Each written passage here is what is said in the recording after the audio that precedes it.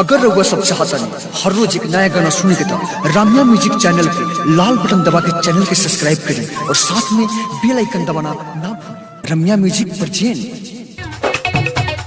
DJ Manish Raxaul. सोया शराबी करी खराबी ऐसे न देखो तू दिल्ली में सोया शराबी करी खराबी ऐसे न देखो तू दिल्ली में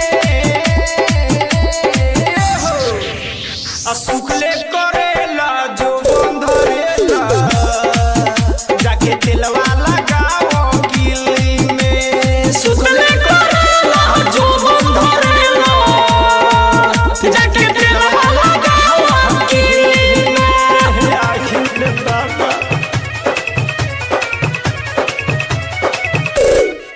डीजे मनीष रक्सौल।